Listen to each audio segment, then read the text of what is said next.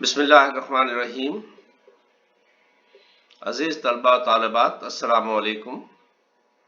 آج کی نشست میں ہم اس بات پر روشنی ڈالیں گے کہ پبلک مینجمنٹ ٹیکنیکس میں گورنمنٹ سے گورننس کی طرف جھکاؤ کیوں ہوا، اور یہ اختصار سے اردو میں، اس سے پہلے انگلش میں ہو چکا ہے، اردو میں ہم اس کو کریں گے۔ پہلی وجہ ہم یہ دیکھتے ہیں کہ پولیٹیکل، اکنامک، سوشل چینج آئی پوری دنیا کے اندر، جس نے گلوبل ولیج کو جنم دیا۔ اس گلوبل ولیج کے نئی صورتحال نے نئے پالیسی چیلنجز پیدا کیے، اور جس پر پولیٹیکل سائنٹسٹ، پالیسی میکرز اور اسٹیٹسمین کو توجہ دینا پڑی۔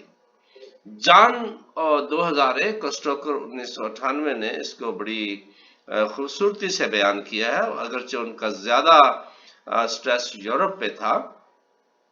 تو ان کے نزدیک جو بنیادی چینجز آئیں اس وقت، وہ معیشت بین الاقوامیت اختیار کر گئیں۔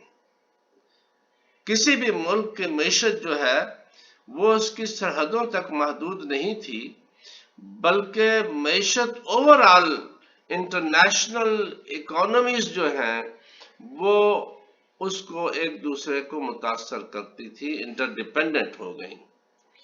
یورپین یونین اور دیگر ایسی چیزیں آئیں جنہوں نے ریجنل لیول پر فیصلے، ایون کرنسی ایک وقت میں ان کی سب کی ایک ہو گئی، ان فیصلوں کو لینا شروع کیا جو صرف گورنمنٹ کی حد تک نہیں رہ سکتے تھے، اور نیو پالیسی چیلنجز آ گئے۔ ان چیلنجز کی موجودگی میں اس بات کی ضرورت محسوس کی گئی کہ ایک فلیکسیبل سسٹم جو ہے، جو زیادہ بیوروکریٹک نہ ہو، جو کمانڈ سسٹم نہ ہو، کیونکہ حکومت میں کمانڈ ہوتی ہے، کوئی ایسا سسٹم جو تھوڑا سا فلیکسیبل ہو اور جس کا مقصد فیسیلیٹیٹ کرنا اور ریگولیٹ کرنا ہو، اس کو اختیار کیا جائے۔ اور جان کا کہنا یہ ہے کہ وہ فیسیلیٹیٹنگ سسٹم اور ریگولیٹری سسٹم جو تھا، وہ ہی گورنمنٹ سے گورننس کی طرف شفٹ تھی، وہی سسٹم جو ہے گورننس کہلاتا ہے۔ اور ان کے نزدیک جان اور سٹوکر کے نزدیک جو ہے، ہم دیکھتے ہیں کہ پہلی بات یہ ہوئی کہ دنیا اور حکمران یا پالیسی میکر وہ پرفارمنس اور ٹارگٹ سسٹم، رسپانسو سسٹم، اس کی ضرورت محسوس ہو گئی دنیا میں اویئرنیس کی وجہ سے۔ انٹرنل ایکسٹرنل کانٹریکٹنگ ہوئی، پرائیویٹ سیکٹر کی انوالومنٹ جو ہے پبلک سروسز اور پبلک پروگرامز میں بڑھ گئی۔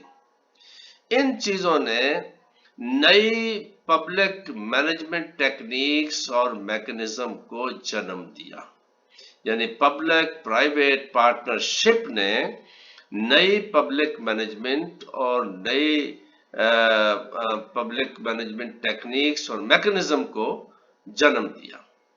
اور دوسری چیز جس میں ہم یہ دیکھتے ہیں کہ لوکل ایسوسیشنز، بزنس گروپس اور پرائیویٹ سیکٹر کا ڈیسیژن میکنگ پروسیس میں عمل دخل بڑھ گیا۔ اس کو سسٹمیٹک انداز میں ہمیں ایڈریس کرنا تھا۔ تیسری چیز جو تھی وہ ہم citizen involvement decision making process میں وہ بھی تبدیل ہو گئی۔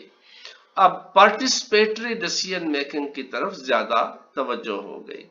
ان تین چیزوں کی موجودگی میں نئی پبلک مینجمنٹ ٹیکنیکس اور میکنزم کو اختیار کرنا پڑا، اور یہی جو ہے وہ پبلک گورننس ہے۔